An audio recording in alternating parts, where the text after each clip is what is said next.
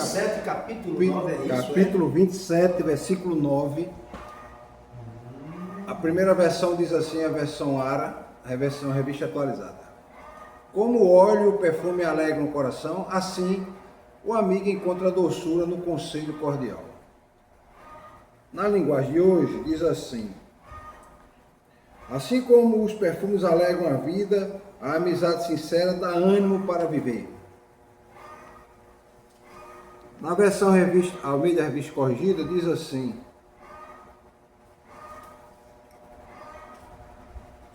o óleo e o perfume alegram o coração, o mesmo, aliás, essa não, é a outra. Qual ave, eita, o óleo e o perfume alegram o coração, assim a doença do amigo com o conselho cordial. Na Bíblia Viva diz assim: assim como os perfumes suaves alegram a vida, do conselho sincero de um homem nasce uma amizade. Na versão contemporânea, que é uma versão que traduz apenas uma ideia, diz assim: assim como os cremes e os perfumes geram prazer para os sentidos, a doce amizade refresca a alma. Então vamos lá. O que é que está se falando aqui? Primeiro a gente está colocando elementos que a gente usa no corpo, né? Que é óleo e perfume. Né? E ele faz essa comparação dizendo como o óleo e o perfume alegram, ele faz uma analogia, no caso. Como o óleo e o perfume alegram o coração, assim um amigo encontra doçura no conselho cordial. Ou seja, ele está falando que essa experiência agradável de você botar um bom perfume, ou um perfume que lhe agrada, às vezes não pode ser um perfume caríssimo, mas é um perfume que você gosta. Isso. E você tem essa sensação agradável, né? Depois de tomar um banho, você bota perfume e dá aquela, passa mais ainda aquela sensação de refrescância, de limpeza, né? De um banho que você tomou. Então, ele está falando que essa experiência de sentir esse prazer, né, de um perfume cheiroso, ele está dizendo aqui que ele pode comparar ao valor de um aconselhamento sincero, ao valor de um aconselhamento de um amigo. Né? Porque o amigo dá o conselho sincero. Né? Então ele diz que esse conselho ele restaura a alegria, restaura o prazer. Né? Então o que acontece? Ele está falando de impactos que a gente chama de qualitativo. Quantitativo, quando eu falo de número, a gente não está falando de número aqui, está falando de sensações. Então a gente está fazendo uma avaliação que a gente chama de qualitativa. Qualitativo está ligado à qualidade. Então muitas vezes o conselho que nasce de uma amizade,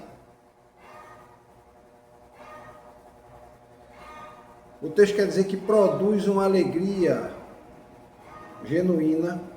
Além de produzir uma alegria genuína, gera uma edificação, né? Edifica e gera um prazer e uma alegria tal como um perfume bom que você usa. Que quando a gente usa o perfume, não sei se os irmãos já passaram por isso. O perfume você usou há muitos anos atrás, às vezes na infância, na adolescência. Aí você sente aquele cheiro, traz você as memórias de quando era criança, de quando era adolescente, certo evento, né? Traz memória, uma namorada que você teve, que ela usava aquele perfume, um perfume que você usou numa época boa da vida, né? Você estava se despertando, né? Então, o perfume tem essa capacidade. Então essa sensibilidade, esse efeito sensorial, ele está dizendo que é equivalente a um aconselhamento. Então veja só. O óleo era usado para quê? O óleo era usado para ungir. O óleo também era usado para o cuidado pessoal. As pessoas tomavam banho, na época de Provérbios, era com banho de óleo. Era passando óleo pelo corpo. Não era água. Não existia água. Em abundância para tomar um banho. Tomava-se banho de água, mas não como a gente toma. O mais comum era o quê? Eles tomavam banho, depois passavam óleo, para o óleo reter a água no corpo, na pele, e manter a pele umidificada. Certo? E aí tinha a questão da hospitalidade. O indivíduo, quando vinha caminhando, ele caminhava onde? Ele vinha de carro? Não, ele vinha caminhando. Ele vinha caminhando de sapato, não, vinha de sandália. E às vezes, meu irmão, pedra, o cara pisava em pedra, machucava o pé, poeira. Aí quando o indivíduo chegava, o que é que eles faziam? É lavar os pés dessa pessoa. Lavar os pés? Era lavar os pés. Lavava-se os pés para... Não dava um banho na pessoa, o banho era lavar o pé. Então se lavava os pés como sinal de hospitalidade, sinal de trazer um momento de prazer para aquela pessoa, de descanso, de relaxar um pouco, né? Você imagina o pé no sol quente do deserto, o indivíduo chega debaixo de uma tenda, chega lá, toma uma bacia de água, lavar os pés, vai aliviar, né? Alivia o corpo, né? Que refrigera, né? O corpo como tudo, né? Então, era um sinal da hospitalidade. E o perfume representa aquela fragrância agradável, né? Você chegava, as pessoas queimavam incenso, né? Tem incensos muito agradáveis. Hoje tem, mas é muito industrializado, então tem muito produto químico ali envolvido e termina fazendo mal para a gente, né? Mas no passado o perfume também era usado para perfumar, evidentemente, o corpo e o ambiente. Certo? O ambiente. E ele diz que esse perfume alegra o coração, tanto quanto um conselho. Então ele está fazendo o quê? Ele está... Quando você passa um perfume no corpo, hoje mesmo eu passei um perfume, comprei um perfume, eu gosto de perfume, e eu tenho vários perfumes em casa. Aí eu uso o perfume que eu olho assim e digo, eu quero usar esse hoje. Aí eu me sinto bem de usar, né? É tanto que o pessoal lá em casa diz assim, tudo menos uma coisa, perfumado anda, porque eu boto perfume à vontade, né? Perfumado anda. Aí eu digo, pelo menos isso, né? Sempre foi assim. Sempre foi assim. Eu acho que é aquela história, irmão André, que falam de filho de barbeiro que era cheiroso, né? Sim? Porque toda vez que eu chegava, meu pai era barbeiro, toda vez que eu chegava lá, na barbearia, que minha mãe às vezes ia fazer feira, meu pai não tinha dúvida, venha cá, pegava a escovinha que botava o talco é muito cheiroso, e botava aquele talco, que não tem mais hoje talco com aquele perfume que a gente via no passado, que era muito perfumado, né? Ainda tem, você encontra, eu já encontrei, eu até comprei um perfume, não das antigas. É cheiro. É, muito cheiroso. Aí ele pegava, fazia o quê? Batia um negocinho assim. Batia uma escovinha, batia a escovinha e eu ficava todo perfumado. Então, essa coisa de andar perfumado, então, alegra a pessoa, né? Aquele perfume agradável, a pessoa relaxa, né?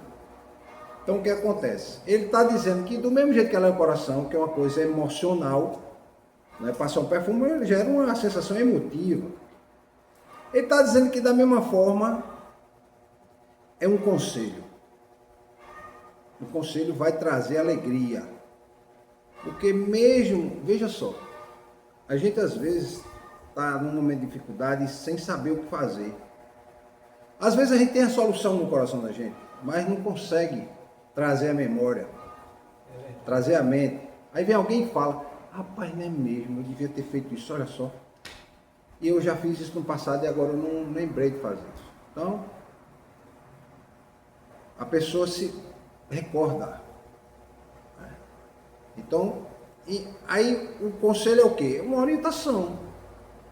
Quantas vezes as pessoas não dão orientação a gente, né? Por bem da gente. Orientação por bem, não é orientação por mal, não. Porque a orientação por mal não precisa, o coração já dá.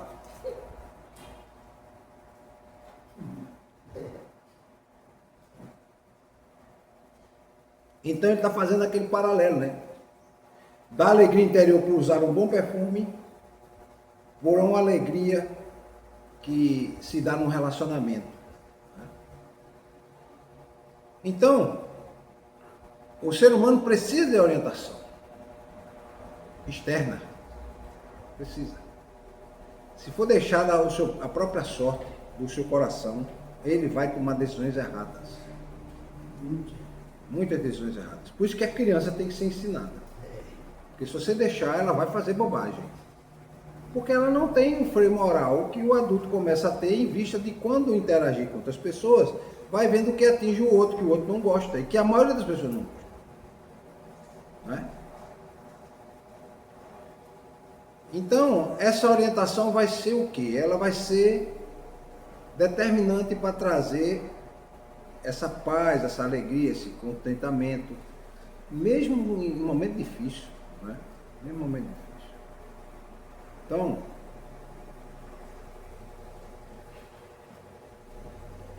a qualidade do vínculo que as pessoas têm vai influenciar diretamente nesse conselho. Né? Por isso que Provérbios sempre chama atenção, né? Ó, cuidado, preste atenção. Uma multidão de pessoas dizendo a mesma coisa. Ó, não tá bom isso aí. Não faz isso. É bom você atentar.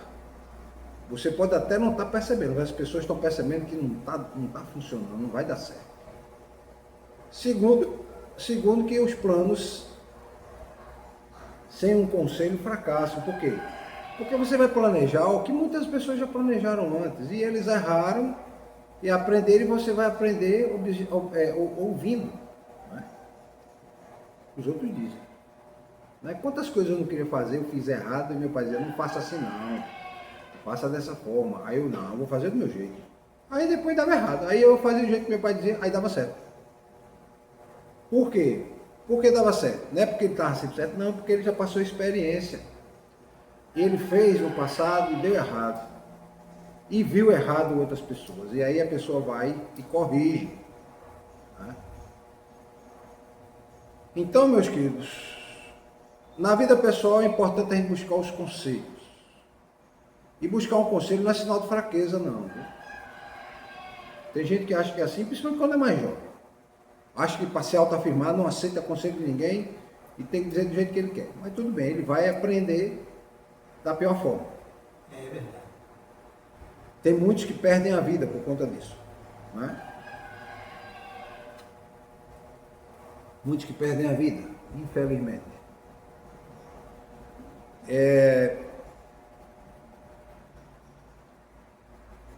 E nessa relação, né, do conselho, a gente vai descobrir o amigo sincero. Aquele que quer o bem da pessoa. Então vejam só. O provérbio aqui está fazendo uma comparação entre uma dimensão emocional, né, tanto no sentido do coração, como também na relação entre amigos. E o interessante, meus irmãos, que hoje a gente tem informação em abundância, né? Todo mundo tem celular aí, é informação em abundância. Só abrir aí que você vai ter informação para todo lado. E eu já vi gente dando orientação errada, passando a ideia de que tinha autoridade naquilo que estava fazendo. E dando a orientação errada. E olha, está errada essa orientação. Está errado. Então é bom ter cuidado. É bom ter cuidado na orientação que vai ter.